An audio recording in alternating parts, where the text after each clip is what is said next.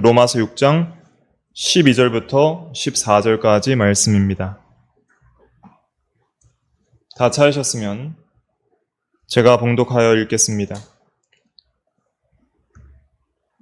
그러므로 너희는 죄가 너희 죽을 몸을 지배하지 못하게 하여 몸의 사욕에 순종하지 말고, 또한 너희 지체를 불의의 무기로 죄에게 내주지 말고 오직 너희 자신을 죽은 자 가운데서 다시 살아난 자같이 하나님께 드리며 너희 지체를 의의 무기로 하나님께 드리라. 죄가 너희를 주장하지 못하리니 이는 너희가 법 아래 있지 아니하고 은혜 아래 있음이라. 아멘.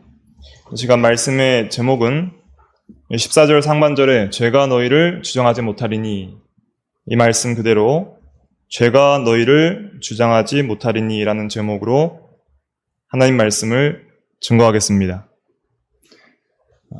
우리가 하나님 앞에 바르게 살아가고 또 인간으로서 의미 있게 행복하게 살아가려면 항상 내가 누구이며 어떻게 살아야 하는지를 확실하게 알아야 됩니다.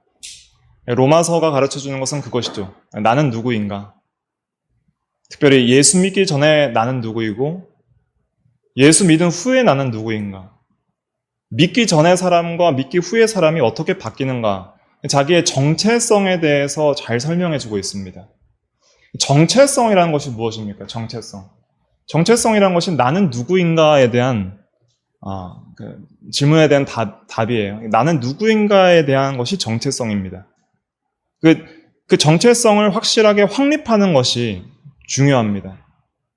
세상 사람들도 각자가 어떤 정체성에 대한 것들을 연구하잖아요. 그래서 철학들이 발달을 하게 되는 것이죠. 인간은 누구인가. 진화론적 관점에서 보면은 원숭이가 진화된 존재이지만, 그러나 참된 성경적 관점에서 보면 우리 모든 인간은 하나님 앞에 있는 도덕적 피조물입니다. 이 점이 굉장히 중요합니다. 하나님 앞에 있는 도덕적 피조물이에요. 그래서 항상 하나님 앞에서 그 법 아래, 그 법을 피할 수 없는 자들인 것이죠. 로마서는 먼저 우리 인간의 죄에 대하여 정죄합니다. 그래서 모든 사람은 법 아래 있고 죄 아래 있다. 아담 안에서 모든 인간은 죄인이다. 인간의 죄악된 상태를 먼저 말을 하죠. 그러면서 가장 먼저 이제 복음을 이야기하죠. 복음이 뭐예요? 복음은 1장에서 예수 그리스도인데 십자가와 부활이다 이렇게 요약을 합니다. 우리가 알아야 될 것은 복음이 뭔지를 먼저 알아야 되는 것이죠. 복음은 십자가와 부활이에요. 그럼 그 십자가와 부활이 우리에게 어떻게 적용되는가? 그것은 믿음으로 적용된다고 말하잖아요. 복음에는 하나님의 의가 나타나서 믿음에서 믿음에 이르게 하나니 오직 의인은 무엇으로 말미암아 살리라 그랬어요? 믿음으로 말미암아 살리라. 죄인에게 복음이 주어졌어요. 모든 인류는 다 죄인인데 죄인에게 가장 복된 소식, 복음이라는 것은 기쁜 소식인데, 유앙겔리온 기쁜 소식인데 복습하는 겁니다. 가장 복된 소식은 예수 그리스도의 십자가 부활인 거예요. 근데 이게 복된 소식이 되려면 자기가 죄인이라는 정체성을 알아야 돼요. 그래서 죄가 더한 것에 은혜가 더했단 말은 내가 얼마나 죄인인지를 알아야지 그 구원받은 은혜가 더해진다는 뜻입니다. 그럼 이 복음이 우리에게 어떻게 적용되는가? 믿음으로 적용된다 그랬죠? 믿으면 우리가 그리스도와 연합되어서 그리스도의 죽음과 부활이 내 죽음과 부활이 된다는 거예요. 그래서 그리스도와 함께 죽고 그리스도와 함께 살아나는 것. 이것이 객관적인 그 복음의 진리가 주관적으로 우리에게 적용되는 것입니다. 이 적용이 이루어질 때 진짜 성도가 되는 겁니다. 그래서 여러분들의 삶 가운데 이 복음이 적용되지 않으면 지금 구원을 이뤄나가는 죄에 대하여 죽고 의에 대하여 사는 진리에 대한 그 깨달음이 없어요. 그렇게 살 수가 없어요. 믿지 않으면은 그렇게 살 수가 없습니다. 그래서 먼저 믿는 게 중요합니다. 예수 그리스도를 진짜 참으로 믿으면 그 죽음이 나의 죽음이 되고 그 부활이 나의 부활이 되기 때문에 내가 주와 함께 죽고 주와 함께 사는 놀라운 정체성 변화가 일어나요. 그것을 이제 6장에서 계속 설명을 하는 것입니다. 그래서 죄에 대하여 우리는 죽었다. 성도의 정체성은 뭐냐? 성도의 정체성은 따라해 보실까요? 죄에 대하여 죽고 하나님에 대하여 삶. 그것이 성도의 정체성이라는 거예요. 전에는 죄인이었고 죄밖에 지을 수 없는 상태고 하나님에 대하여도 죽어 있었는데 예수 그리스도를 믿음으로 말미암아 그리스도와 연합되어서 그리스도와 함께 죽고 산 자들은 정체성이 죄에 대하여 죽은 자다. 근데 먼저 초점이 지금 어디에 있냐면 로마서 6장 전반부에는 초점이 어디에 있냐면 죽음에 초점이 있어요. 죽음. 누가 죽었어요? 믿는 신자가 죽었다는 거예요. 신자. 죄가 죽은 게 아니라 내가 죽었다는 거예요. 내가. 죄에 대하여 죽은 우리가 그랬잖아요. 2절에 보니까. 죄에 대하여 죽은 우리가 어찌 그 가운데 더 살리오. 예수를 믿으면 내가 죽습니다. 내가 죄에 대하여 죽어요. 먼저 법적으로 죽는 거예요. 예수님의 죽음이 나에게 적용되기 때문에 예수 죽음이 내 죽음이 되기 때문에 내가 죽는 거예요. 법적으로. 그래서 법적으로 죄사함을 받고 의롭다 하심을 얻어서 자유하게 돼요. 율법의 정죄와 죄책으로부터 자유하게 되는 거예요. 나는 죄인이다 라는 그러한 죄책과 그리고 율법에 너는 죄인이라 하는 정죄와 그리고 그 정죄로 말미암는 심판으로부터 해방되는 거예요. 자유롭게.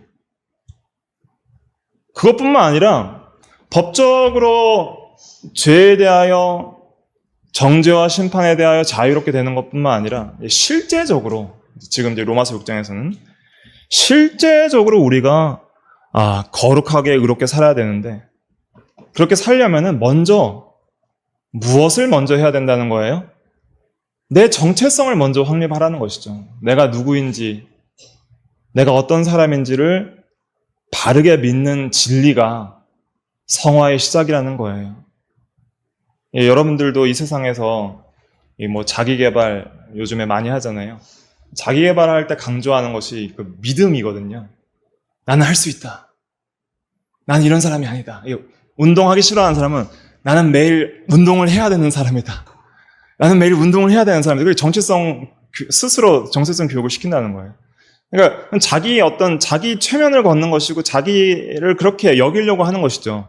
실제가 아니라도 그렇게 하면 효과가 있대요. 예를 들면 어떤 아이는 달리기를 그렇게 잘하는 게 아닌데 아빠가 거짓말로 너 사실은 한 15초 때 들어온 애 보고 한 10초 때 들어왔다. 그렇게 얘기를 해버리니까 자기가 그런 정체성을 가진 줄 알고 나는 잘하는 사람인가 보다 하고 달리기를 열심히 해서 실제로 그렇게 달리기를 잘하는 사람이 됐다 그럽니다. 공부를 잘 못하는 아이도 너 공부 잘하는 아이야 하면은 자기가 그런 줄 알고 공부를 잘하게 되는 경우들이 많이 생겨요. 일반적으로도 그런데 그것은 실제로 그렇지 않은데 그렇게 했을 때도 효과가 있다는 것인데 지금 이 성경에서 말하는 것은 진짜 그렇다는 거예요. 진짜 성도의 진정한 정체성 변화가 예수를 믿음으로 일어났다. 어떤 변화이냐면 우리는 이제 더 이상 죄 가운데 살 수 없는 존재이고 하나님에 대하여 영원히 살아갈 수밖에 없는 존재이다. 그렇게 자기를 여기라는 거예요. 11절 저번 시간에 한 거 복습을 하고 이제 넘어가려고 하는데 11절 같이 읽어보겠습니다. 시작. 이와 같이 너희도 너희 자신을 죄에 대하여는 죽은 자요 그리스도 예수 안에서 하나님께 대하여는 살아있는 자로 여길지어다. 이렇게 자기의 정체성을 여기라는 거예요. 나는 죄에 대하여 죽은 자입니다. 나는 주님과 함께 죄에 대하여 죽었습니다. 주님이 나의 죄를 대신하여 죽었기 때문에 나도 주님과 함께 믿음으로 연합되어 죄에 대하여 죽은 자입니다. 여러분들이 어떤 죄의 유혹이 들어올 때 항상 이 정체성을 계속 확립하십시오. 나는 죄에 대하여 죽은 자입니다. 예수 믿는 자는 죄에 대하여 죽은 자입니다. 죄에 대하여 죽은 자가 어찌 더 그 가운데 살겠습니까? 난 그렇게 살면 안 되는 사람입니다. 죄를 지으면서 즐겁게 살 수 있습니다가 아니라 나는 죄를 지으면 안 되는 사람이고 그렇게 살 수 없는 자입니다. 그렇게 살아서 절대 행복할 수 없는 자입니다. 그리고 나는 영원히 하나님께 대하여 살아갈 자입니다. 성도는 영원히 하나님에 대하여 살아갈 자입니다.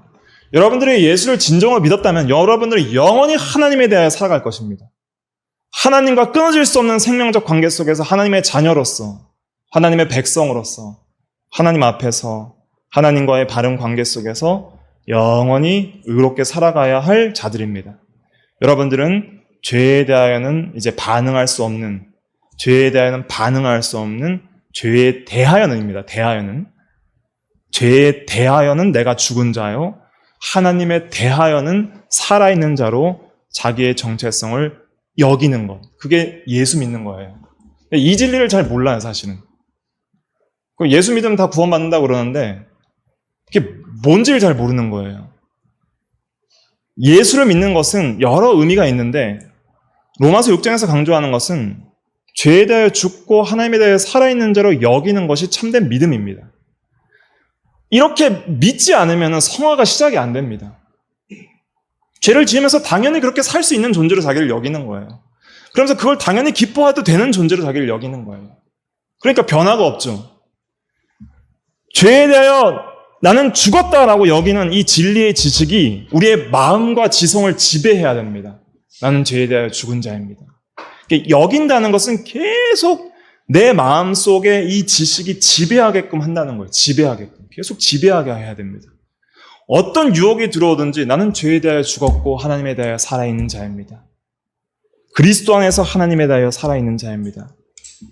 이렇게 여기는 이 진리의 지식이 우리의 마음을 바꿀 수 있다는 거예요. 마음이 안 바뀝니다. 사람이 잘. 마음이 잘 안 바뀌어요. 그러니까 죄를 이기려면 결국 내 마음이 바뀌어야 되거든요. 죄를 왜 짓습니까? 죄를 왜 지어요? 내가 좋아서 짓는 거예요. 내가 좋아서 짓는 거예요, 죄는. 내가 원해서 짓는 거예요. 누가 죄 지으라고 시켜서 죄 짓습니까? 그냥 내가 죄 짓고 싶으니까 짓는 거예요. 그래서 12절 다시 한번 읽어볼게요. 12절 시작. 그러므로 너희는 죄가 너희 죽을 몸을 지배하지 못하게 하여 몸의 사욕에 순종하지 말고. 여기 보면 몸의 사욕이라 그랬잖아요. 몸의 사욕. 몸의 이 욕망을 가리킵니다. 욕구, 충동, 욕망. 몸의 욕망이라는 것은 육체 중심의 욕심을 가리키는 거예요. 어떻게 하면 육체를 기쁘게 할까? 물질 욕심, 음란 욕심, 쾌락 욕심, 명예 영광심 전부 육체 중심입니다. 모든 죄악된 경향성은 육체를 즐겁게 하는 데 있어요. 육체를 즐겁게 하는데. 그래서 하나님을 즐겁게 하는 데 있지 않습니다. 욕심은. 나의 영혼을 거룩하게 하는 데 있지 않습니다. 내가 어떻게 하면 영혼을 거룩하게 할까 하고 욕심을 품는 사람은 없어요. 욕심을 품는 사람은 전부 자기의 어떤 육체를 어떻게 하면 즐겁게 할까? 그것에 관심이 있는 것이. 그래서 몸의 사욕이에요. 몸의 사욕. 몸의 사욕에 순종한다는 것은 순종의 주체가 자기예요. 너희는 몸의 사욕에 순종하지 말고 라고 하는 것은 그 몸의 그 충동과 욕망에 있는데 그것에 내가 이끌려가지고 그것을 순종하는 거야, 내가 자원해서 순종하는 거야. 아, 나는 이 욕심대로 살래. 그렇게 순종하는 것이 죄 짓는 겁니다. 욕심이 들어왔을 때, 잉태할 때 그것을 내가 선택하는 것. 마음이 선택하는 게 의지적 결정이에요. 그게 순종이고요. 내가 어떤 생각이 들어오고 감정이 그것을 느꼈을 때 어떤 죄악된 생각이 딱 들어왔어요. 감정이 그것을 붙들었어요. 이거 좋아. 하고 싶어. 할 때 하자라고 선택하는 것이 의지적 결정이에요. 그게 순종이에요. 그러니까 몸의 사욕에 대한 생각이 아예 없으면 사욕을 그걸 못 저질러요. 근데 온갖 생각들이 내 마음속에도 일어나고 바깥에도 들어와요. 이 세상에서 계속 충동질하는 것을 보세요. 왜 인간의 욕망을 자극하는 컨텐츠들이나 문화들이 이 세상에 번성하냐면 그것이 다 돈이 되기 때문이고 인간들이 그걸 좋아하기 때문이에요. 그러니까 그것들이 이 세상에 가득하여서 우리를 계속 유혹을 하고 내 속에도 그것에 동의하는 이 욕망들이 남아있어서 그것들을 선택하려고 하고 그러니까 몸의 사욕이 어떤 죄악된 것들을 순종하려고 하는 거예요. 그런데 12절과 13절은 명령문입니다. 근데 어떤 명령문이냐면 순종하지 말라는 거예요. 죄의 사욕에 순종하지 말라. 근데 그 명령을 하는 근거가 어디에 있냐면은 두 가지가 있는데 첫째는 11절이고 둘째는 14절이에요. 잘 분석하셔야 돼요. 그냥 무턱대고 순종하지 말라 그러면 순종이 안 되는 게 아닙니다. 내가 할 수 없는 것을 하라는 것만큼 절망적인 건 없어요. 예를 들면 이런 것이죠. 수영을 전혀 못하는 사람이 물에 빠졌어요. 물에 빠져서 살려주세요! 살려주세요! 하는데 열심히 헤엄쳐서 나오십시오! 열심히 헤엄쳐서 나오십시오! 근데 못 나오는데 어떻게 나와요? 못 나오는데 어떻게 나와요? 근데 스킨스쿠버 장비를 던져줬어요. 그리고 이제 끼십시오. 당신이 이제 숨을 쉴 수 있는 자로 여기십시오. 숨을 쉴 수 있으니까 이제 물에서 자유할 거 아니에요. 숨을 쉴 수 있는 자로 여기십시오. 안 죽습니다. 안 죽습니다. 숨을 쉴 수 있는 자로 여기십시오. 근데 숨을 안 쉬고 계속 살려주세요 하면 죽는 거예요. 먼저 내가 그 물의 권능을 이길 수 있는 자로 여기는 게 중요한 것이죠. 수영에서 왜 사람들이 수영이 잘하는 사람도 익사하는 이유가 뭔지 아세요? 두려움 때문에 죽는 거예요. 아, 내가 물의 이 세력에 내가 죽겠구나. 수영하다 보면 저도 깊은 물에 튜브를 건지러 굉장히 멀리 있는 곳에 혼자서 구명조끼도 없이 간 적이 있거든요. 그때는 참 젊어서 무모했죠. 순간적으로 두려움이 딱 들어오더라고요. 멀리 해변에서 떨어지고 계속 이 이한류가 있어서 계속 이 튜브는 저쪽으로 넘어가고 저도 같이 넘어가고 있는데 그걸 잡아야지 이제 돌아올 거 아니에요. 근데 잡으러 가는데 계속 튜브가 떠내려가니까 이 잘 안 잡히니까 순간적으로 제가 이 수영에 어느 정도 자신이 있었는데 두려움이 탁 들어오더라고요. 근데 두려우면 죽는다는 걸 배웠기 때문에 마음을 차분하게 갖고 튜브만 바라보고 갔어요. 그래서 이제 살아 돌아온 경험이 있는데 그래서 내가 죄를 절대 이길 수 없다. 성도가 죄는 절대 이길 수 없는 강력한 세력이다 라고 생각하면 절대 못 이기는 거예요. 로마서 6장에서 계속 죄를 의인화해서 얘기를 하는데 이 죄가 12절에 보세요. 죄가 너희 죽을 몸을 지배하지 못하게 하여. 죄가 너희를 지배하는데 그 지배하지 못하게 하라는 거예요. 죄가 어떤 권력을 가진 통치자처럼 의인화해서 말하는 거예요. 그래서 로마서 6장에서 말하는 죄라는 개념은 어떤 개념이냐면 권력 혹은 지배력을 가리킵니다. 지배력. 나를 지배하려는 힘을 가리키는 거예요. 힘. 그래서 예를 들면 내가 물에 빠졌을 때 나를 익사시키려는 그 물의 힘을 가리키는 것처럼 이 지배력을 가리키는데 그 물에 빠진 사람을 살려면 먼저 내가 살 수 있겠구나 하는 마음을 가지는 게 먼저예요. 살려면은. 스킨스쿠버 장비를 던져주고 숨을 쉬십시오. 당신은 절대로 익사 안 하고 숨 쉴 수 있습니다. 그렇게 여겨면은 이제 마음이 차분하게 되고 이제 숨을 쉴 수 있잖아요. 이거 스킨스쿠버 해보셨나요? 제가 이제 신혼여행 가서 해봤는데 그거 생각보다 어렵습니다. 예, 막 압이 차면은 잘 안 되는데 숨쉬기가 되게 힘들어요. 근데 이거 숨 못 쉬고 죽을 것 같으면 숨 안 쉬어집니다. 죽을 것 같으면 숨이 안 쉬어져요. 제 아내는 힘들어서 그냥 바로 나왔는데 근데 이게 차분하게 내가 그 물속에서도 숨 쉬고 살 수 있겠다는 생각을 차분하게 가지니 그때부터 힘들어도 숨이 쉬어지더라고요. 그러면서 차분하게 수영을 하기 시작했어요. 그런 것처럼 우리가 먼저 이 죄의 이 지배력을 이기고 내가 거룩하게 살려면은 먼저 내가 죄에 대하여 죽은 자라는 것을 여겨야 돼요. 내가 죄에 대하여 죽어서 예수님 때문에 내가 죄에 대하여 죽었구나. 예수님의 은혜 때문에 내가 죄에 대하여 죽었지. 이제는 하나님에 대하여 믿음으로 살아있지. 그래. 그럼 내가 죄에 대하여 이제 반응할 수 없을 수 있겠구나. 내가 죄를 이길 수 있겠구나. 죄의 지배력으로부터 자유할 수 있겠구나. 예수님의 능력으로 그리스도 안에서 가능할 수 있겠구나. 그렇게 자기를 여기는 그 믿음이 선행돼야 됩니다. 그렇게 여기고 나서 순종하지 말라는 거예요. 그러니까 무턱대고 사도 바울이 성령의 감동으로 하나님의 말씀을 증거할 때 죄를 이기셔야 됩니다. 죄 짓는 거 악한 것이고 그렇게 하면 안 됩니다. 죄 이기셔야 됩니다. 이렇게 말하는 게 아니라 먼저 복음을 믿는 성도가 어떻게 바뀌었는지를 믿으십시오. 그렇게 여기십시오. 성도의 정체성은 죄에 대하여 죽고 하나님에 대하여 그리스도 안에서 살아있는 정체성입니다. 그렇게 여기셔야 됩니다. 여기셔야 됩니다. 그렇게 말을 하는 거예요. 그래서 그렇게 여기면은 힘이 생겨요. 맞다. 나는 이렇게 살 존재가 아니지. 나는 죄에 대해 죽은 자지. 어찌 그 가운데 살 수 있겠는가? 나는 죄를 지으면 안 되는 존재야. 죄로부터 행복할 수 있는 존재가 아니야. 하면서 죄의 지배력을 대항해야 돼요. 죄의 지배력이 있습니다. 죄가 계속 우리를 지배하려고 합니다. 어떻게든 죄짓게 하려고 죄의 성향이 우리 죽을 육체를 가진 순간 동안 남아있어요. 자, 이제 12절 말씀 볼게요. 12절 같이 읽어볼게요. 시작. 그러므로 너희는 죄가 너희 죽을 몸을 지배하지 못하게 하여 몸의 사욕에 순종하지 말고. 자, 죄가 지배하지 못하게 하라 그랬습니다. 지배력을 행사하는 이 대단한 권력을 가진 이 죄가 그리스도와 함께 이제 이 죄의 절대적인 지배력에서 우리가 해방됐다 그랬잖아요. 한 2시간 걸쳐서. 그래서 예수를 믿으면 죄의 절대적 지배 아래서 우리가 자유하게 됩니다. 그것이 죄에 대한 죽은 자의 정체예요.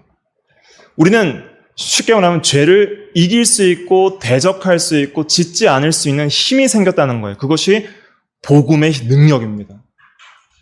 복음의 능력은 힘을 가져다 줘요. 그래서 로마서 1장 16절에도 복음은 모든 믿는 자에게 무엇을 주시는 하나님의 능력이라 그랬어요? 구원을 주시는 하나님의 능력이라. 힘을 줘요. 죄의 지배력을 억제하고 이길 수 있는 힘을 주는 거예요.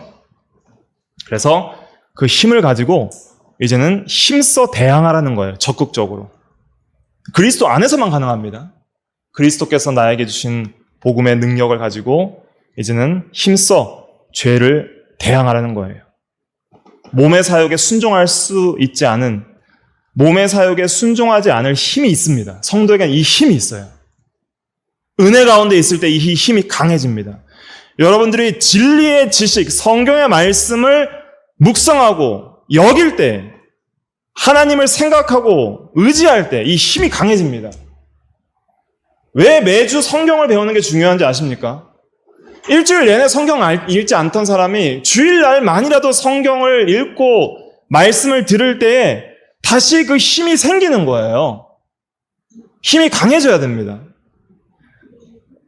죄를 이기고 의에 대하여 하나님에 대하여 살 수 있는 그 은혜의 지배력이 강해져야 돼요. 은혜의 지배력. 은혜를 많이 받아야 됩니다. 그 은혜의 지배력이라는 것은 쉽게 말하면 이런 거예요. 하나님이 우리에게 죄를 이길 수 있도록 풍성한 힘과 사랑의 감화력을 주는 거예요. 하나님을 뜨겁게 사랑하게 하시고 죄를 뜨겁게 미워할 수 있는 그런 은혜들을 풍성히 부어주면 내가 죄를 쉽게 이길 수 있는 거예요. 죄에 지을 생각도 안 들고 죄를 보면 막 혐오스러운 거예요. 전에는 너무 사랑스럽던 죄가 혐오스럽고 그리고 쉽게 죄의 사욕에 순종하지 않을 의지가 생기는 거예요. 죄 싫어. 순종 안 해. 하고 딱 의지가 생기는데 그것이 약화되는 것은 은혜를 떠날 때 약화되는 거예요. 내가 말씀 떠나고 기도 생활 떠나고 하면은 죄에 쉽게 자극을 받습니다. 성도가. 그래서 우리가 넘어질 때가 많이 있죠. 그런데 기억해야 될 것은 먼저 정체성이 죄에 대해 죽은 자고 하나님에 대해 산 자이고 또 죄가 우리를 절대적으로 지배할 수 없다는 것을 믿는 것이 중요한 거예요. 그것이 성도의 정체성입니다. 그 다음에 우리 몸도 죽을 몸이라는 것을 믿어야 돼요. 죄가 너희 죽을 몸을 지배하지 못하게 하여. 이 죽을 몸이라는 것은 반드시 멸망할 수밖에 없는, 반드시 죽을 수밖에 없는 몸을 가리킵니다. 우리의 성도의 몸은 한 번 반드시 죽어요. 예수 그리스도 재림하기 전까지는 살아있지 않으면 반드시 죽습니다. 이 죽을 몸을 위해서 사욕에 순종하지 마십시오. 필면할 몸을 위해서 몸의 사욕에 순종하지 마십시오. 오히려 이 몸을 하나님께 드려서 하나님의 거룩한 무기로 드리는 삶을 살으라는 것입니다. 이 죽을 몸이라는 것은 문자적으로는 반드시 멸할 몸이란 뜻이고, 또 여전히 이 죄의 성향에 지배받는 그런 죄의 성향을 가진 몸이란 뜻입니다. 죄의 지배를 받을 수밖에 없는 몸. 여전히 죄의 영향과 환난과 죽음의 영향에 있는 몸이에요. 여러분들의 몸을 아끼는 건 중요합니다. 여러분들이 건강을 위해서 좋은 음식도 먹으시고요. 운동도 잘 해야 됩니다. 그리고 이 몸을 가지고 잘 사용해야 돼요. 몸을 잘 사용하는 것이 거룩한 삶입니다. 근데 많은 사람들이 이 몸을 영원히 살 몸처럼 그렇게 생각하면서 이 몸을 가지고 죄를 짓는 거예요. 또 이 몸을 죄악의 종로를 타는 몸으로 사용하는 것이죠. 그러나 우리 성도들은 이것은 이제 죽을 몸이다. 죽을 몸이기 때문에 죽기 전까지 우리가 하나님께 거룩한 몸으로 드리기를 힘쓰고 또 더 좋은 부활을 소망하는 가운데 하루하루를 살아가야 돼요. 우리 죽을 몸을 죄가 지배하지 못하라고 하십시오. 몸으로 죄를 짓고 마음으로 죄를 짓지 못하도록 우리가 힘써서 그렇게 거룩한 순종의 삶을 살아나가야 됩니다. 그렇게 살 수 있도록 하나님께서 은혜를 주십니다. 13절 같이 읽어볼게요. 시작. 또한 너희 지체를 불의의 무기로 죄에게 내주지 말고 오직 너희 자신을 죽은 자 가운데서 다시 살아난 자 같이 하나님께 드리며 너희 지체를 의의 무기로 하나님께 드리라. 이 지체, 몸의 팔다리 몸이 지체잖아요. 이 지체를 불의의 무기로 죄에게 주지 말라 그랬습니다. 죄가 사용하는, 죄의 권력자가 사용할 수 있는 그런 무기의 수단으로 주지 말라는 것이죠. 그러니까 죄를 짓는 도구로 죄에게 내어주지 말라는 것입니다. 우리가 이렇게 내어주는 것이 우리의 의지의 결정에 있습니다. 한번 생각해 보십시오. 여러분들이 죄 지을 때 어떻게 죄 짓습니까? 내 마음의 몸의 사욕이 나를 충동할 때 내 마음과 몸을 그 죄에다 내주는 거예요. 죄 짓는데 내 몸을 쓰자. 내주는 거예요. 내 눈과 내 손과 내 발과 내 모든 입을 통하여 입으로 악한 욕을 하고 불만 불평과 여러 원망 불평을 하고 눈과 손과 발로 죄악된 행실과 죄악된 것들을 사모하고 그렇게 자기를 내주는 거예요. 죄에. 그렇게 내주지 말라는 거예요. 왜냐하면 정체성이 그렇게 하면 안 되는 정체성을 가지고 있는데 그렇게 사는 것은 내 정체성대로 살지 못한다는 것이죠. 그렇게 살면 안 되는 존재가 그렇게 산다는 거예요. 그렇게 내주지 말고 여기 내주다는 것은 드린다는 뜻입니다. 오직 너희 자신을 죽은 자 가운데서 다시 살아난 자 같이 하나님께 드리며 그랬죠. 드리며랑 내주다는 것은 동의어입니다. 그 헬라어로 파리스테미라고 하는데 똑같은 말입니다. 파리스테미, 내주다, 파리스테미, 드리다. 그래서 내가 내 몸을 죄에게 드릴 수도 있는 거예요. 죄의 어떤 지배를 받을 때 죄의 군주에게 죄를 왕으로 섬기면서 죄에게 드리는 거예요. 죄 짓는데 사용하십시오 하고 드리는 거예요. 그게 몸의 사욕에 순종하는 것입니다. 그렇게 하지 말고 하나님에 대하여 살아있는 자로 여기면서 하나님께 내 몸을 바치라는 거예요. 어떻게 하면 내 몸으로. 이 몸이라는 것은 내 전 인격을 다 포함하는 겁니다. 몸만 말하는 게 아니라 살과 뼈와 피만 있는 것을 말하는 것이 아니라 전인을 가리키는 거예요. 전인, 상징적으로. 내 마음과 나라는 존재 자체를 가리키는 건데 내 정체성을 가리키는 거예요. 내 영육 전체, 내 전인을 하나님께 드리라는 거예요. 왜? 죽은 자 가운데서 다시 살아났으니까. 그리스도와 함께 내가 죄에 대하여 죽고 하나님에 대하여 살아났으니까. 영원히 하나님에 대하여 살아갈 존재이니까 이제는 하나님께 드리는 삶을 살으라는 것입니다. 그것이 의의 무기로 드리는 삶이다. 하나님 앞에 의롭게 사는 삶이 하나님 앞에서 살아가는 것입니다. 하나님 앞에서 산다는 것이 의롭게 산다는 거랑 동의어입니다. 하나님 앞에서 매일 살아가는 것은 의로우신 하나님 앞에 그 분 앞에 순종하며 사는 삶이기 때문에 그것은 의로운 삶이에요. 그렇게 의로운 삶으로 자기 자신을 하나님께 드리라는 것입니다. 이렇게 드리는 명령을 하고 있습니다. 12절과 13절도 명령이고 11절도 명령이에요. 11절은 여겨라, 정체성을 여겨라는 명령이고 12절, 13절의 강조점은 몸의 사욕에 순종하지 말고 죄의 지배에 네 몸을 내주지 말라. 죄에게 몸을 내주지 말고 하나님께 드려라. 그걸 강하게 명령하고 있는 겁니다. 그럼 14절은 뭐냐면 그 명령의 또 근거를 말하고 있어요. 왜냐하면, 자, 14절에 접속사가 맨 처음에 있습니다. 가르라는 헬라어 접속사가 있는데 번역이 안 됐어요. 14절에 왜냐하면 시작합니다. 왜냐하면 14절 읽어볼게요. 시작. 죄가 너희를 주장하지 못하리니 이는 너희가 법 아래 있지 아니하고 은혜 아래 있음이라. 할 수 없는 자에게 하라는 것만큼 절망적인 것이 없다 그랬잖아요. 근데 이제 할 수 있다는 거예요. 왜 할 수 있냐? 왜 이렇게 몸의 사역에 순종하지 않고 불의의 무기로 내주지 않고 우리 지체를 하나님께 드릴 수 있느냐? 이 명령에 우리가 왜 순종할 수 있느냐? 왜냐하면, 이 말이죠. 14절에 왜냐하면 죄가 너희를 주장하지 못하리니. 죄가 너희를 이젠 절대적으로 지배할 수 없다는 거예요. 아예 죄가 영향력이 없다는 뜻이 아니라 죄의 지배에서 너희들이 자유할 수 있다는 뜻을 가리킵니다. 죄의 지배에서 자유하려면 어떻게 해야 될까요? 정죄 안 받고 죄의 지배에서 자유하려면 어떻게 해야 돼요? 그렇게 살면 됩니다. 너무 어렵게 생각하지 마세요. 여러분들이 이 대한민국 헌법에 구속받고 저촉받지 않으려면 어떻게 살면 돼요? 법대로 잘 준수하고 살면 되죠.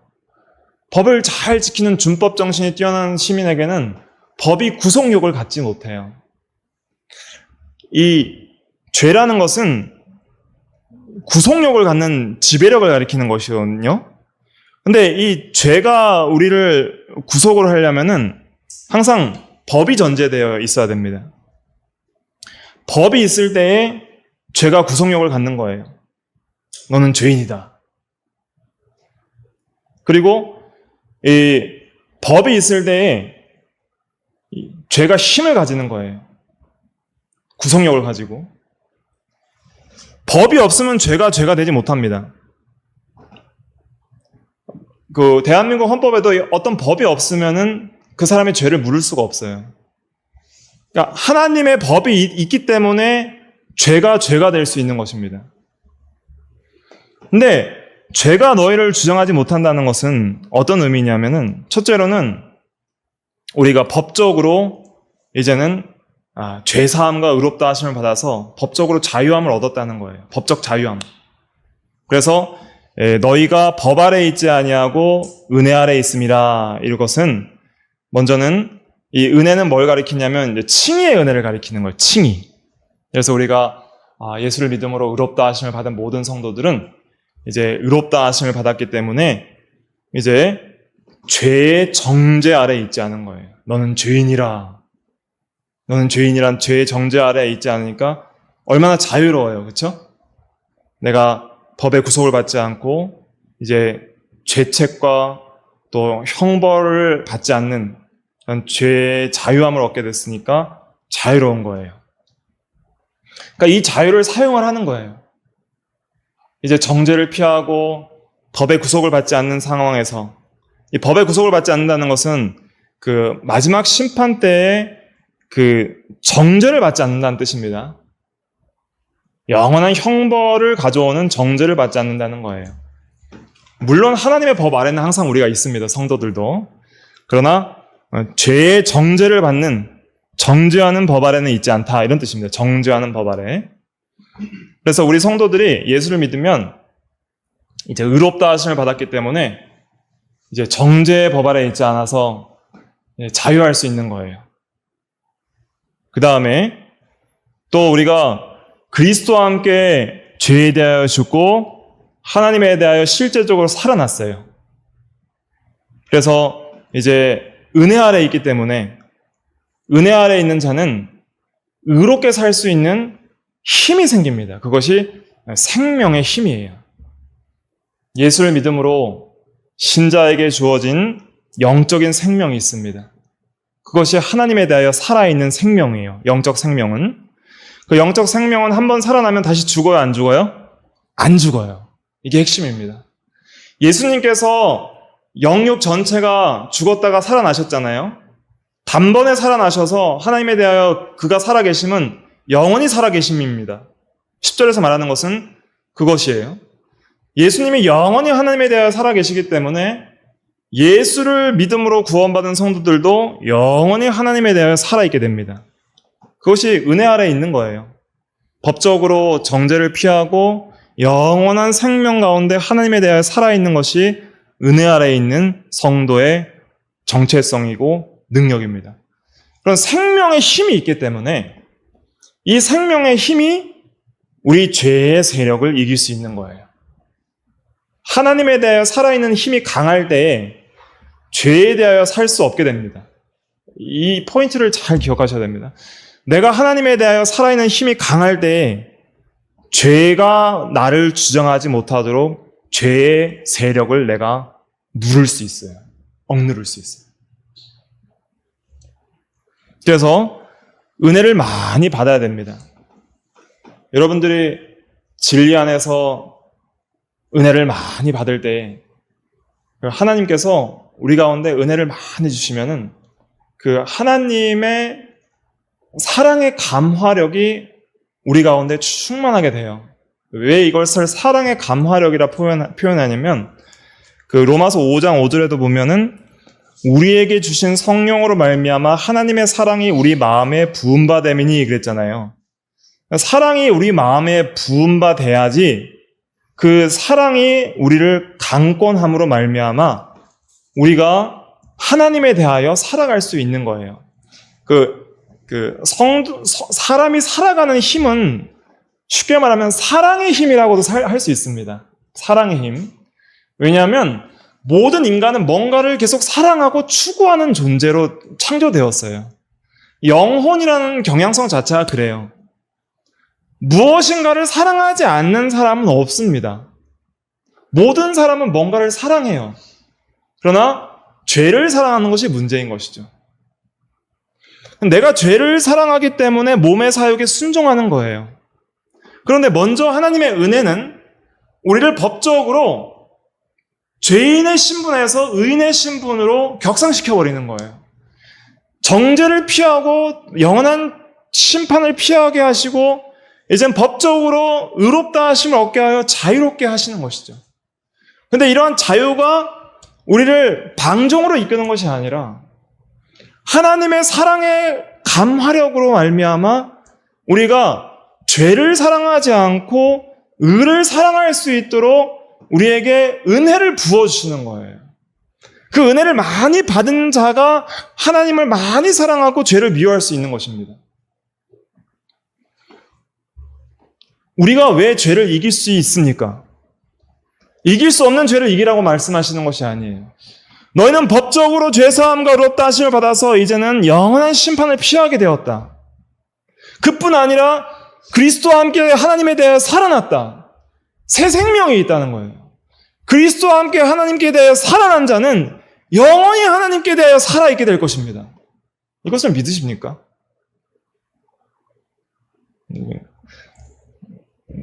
별로 안 하다 하세요.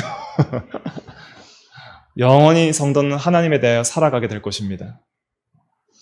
이것이 우리에게 힘이 돼야 돼요. 나는 죽을 몸이다. 자, 죄는 언제 끝나요? 몸이 죽을 때 끝납니다. 이해하셔야 돼요. 죽을 때 죄는 끝날 것이다. 지금도 내가 죄에 대하여 죽은 자로 여기고 살지만은 아직도 여전히 내가 죄의 영향을 받는 것은 끝이 있다. 죽을 때. 내 육신이 죽을 때 내 영혼은 영화롭게 될 것이고 내 육신이 부활할 때 나는 완전히 죄에 대하여 자유하게 될 것이다. 죄의 세력은 이제는 끝이 있다. 끝을 향해 가고 있다. 나는 더 이상 죄를 짓고 살면 안 된다. 영원한 것은 무엇입니까? 죄는 끝이 있습니다. 성도에게 영원한 것은 무엇입니까? 하나님에 대하여 영원히 살 것이다. 영원히 살아가야 될 그 대상에 대해 지금부터 영원히 살아가라는 거예요. 지금부터. 죽어서 살 겁니까? 천국 가서 영원히 하나님에 대해 사실 거예요. 지금부터 너희는 죄에 대하여 죽은 죄, 하나님에 대하여 살아있는 자로 여기면서 그렇게 살아가라는 거예요. 왜냐하면 너에겐 그런 힘이 있다. 죄가 너희를 주장하지 못하리니. 왜냐하면 죄의 권세가 아무리 강한다 한들 예수께서 그 죄의 머리를 짓밟으셨고 너희는 하나님에 대해 살아있는 새 생명이 있으니 그 새 생명의 은혜를 강화시켜서 이제는 자기의 지체를 내주지 말라는 거예요. 내주지 말라. 몸의 사역에 순종하지 말라. 그럴 힘이 너에게 있으니 왜냐하면 죄가 너희를 지배하지 못할 것이다. 죄가 너희를 지배할 수 없는 너에게는 새 생명의 힘이 있다. 죄가 너희를 주장하지 못하리니 이것은 너희에게는 새로운 힘이 있다는 거예요. 너희에겐 새로운 권력이 있고 너희에겐 새로운 능력이 있다. 복음의 능력이요. 하나님의 사랑의 능력이요. 그리스도 안에서 그리스도께서 함께 하시는 능력이요. 하나님에 대하여 살아갈 수 있는 새 생명의 능력이다. 그 생명의 능력은 항상 뭔가를 추구하게 되어 있습니다. 영적 새 생명은 하나님의 사랑을 추구하는 거예요. 하나님을 사랑하는 것을 추구하는 거예요. 나에게 남아있는 옛 본성에 속한 몸의 사역은 죄를 추구해요. 몸의 사역은 죄를 추구하고 새 생명은 하나님을 추구합니다. 4절, 6장 4절 한번 보세요. 4절에 보면은 그러므로 우리가 그의 죽으심과 합하여 세례를 받음으로 그와 함께 장사되었나니 이는 아버지의 영광으로 말미암아 그리스도를 죽은 자 가운데서 살리심과 같이 우리도 또한 뭐 가운데 살려 함이라? 새 생명 가운데 행하게 하려 함이라. 새 생명 가운데 행하게 함이라 그랬잖아요. 새 생명이 있다니까요. 이걸 믿으셔야 됩니다. 이 생명을 믿고 이 생명을 사용하라는 거예요. 이 생명을 사용하려면 어떻게 해야 되죠? 예수 그리스도를 의지하여 그리스도 안에 있어야 됩니다. 그리스도 안에서. 11절에 그리스도 안에서 하나님에 대하여 살아있는 자로 여길지어다 그랬잖아요. 그리스도 안에서 거하기를 힘쓰십시오. 예수님을 항상 생각하고 붙들고 주님을 의지합니다 하는 삶으로 살아갈 때 죄를 이길 수 있는 새 생명의 힘이 거기서 나오는 것이죠. 성도의 정체성과 행복은 여기에 있습니다. 이것 말고는 행복이 없습니다. 저와 여러분들의 참된 행복은 이제는 죄에 대하여 죽고 하나님에 대하여 새 생명 가운데 살아가는 것, 거기에 있다는 것을 우리가 기억해야 되겠습니다. 잠깐 기도하겠습니다.